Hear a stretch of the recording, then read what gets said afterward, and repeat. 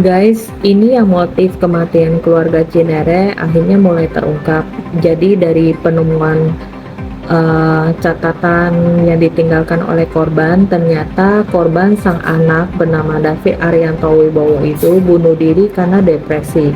Dan depresinya ternyata udah lama dia derita, yaitu udah 2 tahun dalam catatan yang tertinggal di laptopnya dia. Alasan depresinya David karena dia capek mengurus orang tuanya yang udah menderita Alzheimer sejak lama, dan orang tuanya itu sering menderita delusinasi, sehingga David merasa lelah dan tidak ada teman bicara, tidak ada teman ngobrol. Dia mengambil jalan pintas bunuh diri. Dan keluarga ini memiliki kepribadian yang sedikit tertutup, sehingga pada waktu meninggal nggak ada yang tahu sama sekali, dan pada saat ditemukan udah dalam kondisi tinggal kerangka. Nah guys, memang waktu zaman pandemi menuntut kita harus menjaga jarak, dan masing-masing jadi lebih individualisme, jarang komunikasi.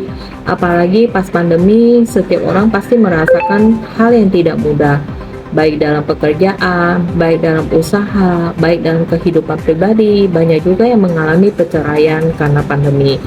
Nah, oleh karena itu banyak yang menderita gangguan mental sejak masa pandemi berakhir. Sebelum kejadian di Cinere, sebelumnya juga sempat terjadi kejadian keluarga bunuh diri di Kalideres. Dan baru-baru ini terjadi juga di TA, ada cewek loncat dari lantai mall TA, dan kemudian yang lagi viral, bunuh diri suami dan balita di Koja. Jadi motifnya masih misterius dan masih diselidiki, namun kasusnya diduga memiliki kemiripan, yaitu semua itu lebih ke masalah satu, mental health. Jadi masalah mental health ini seringkali diabaikan oleh masyarakat.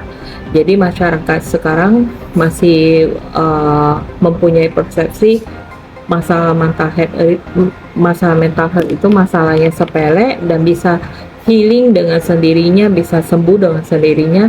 Padahal masalah mental health kalau tidak segera ditangani, ini adalah masalah yang serius. Apalagi sekarang kita berada di zaman dimana ada transisi antara generasi yang sekarang dan generasi zaman dulu. Generasi zaman dulu mungkin mengalami masa-masa yang istilahnya teknologi tidak semaju sekarang, sementara orang zaman sekarang teknologi semakin maju, semakin individualisme. Kalau kita kadang-kadang ketemu orang aja di sebelah kita ngajak ngobrol, pasti lagi ketik-ketik main handphone. Kalau kita ketemu pasangan aja ketik-ketik main handphone. Bahkan boleh dibilang komunikasinya jadi semakin jarang karena adanya teknologi, sehingga orang semakin individualisme. Guys, individualisme itu tidak baik. Apalagi kalau misalnya kita punya beban masalah dan kita simpan sendiri untuk waktu yang terlalu lama, itu akan meledak lama-lama.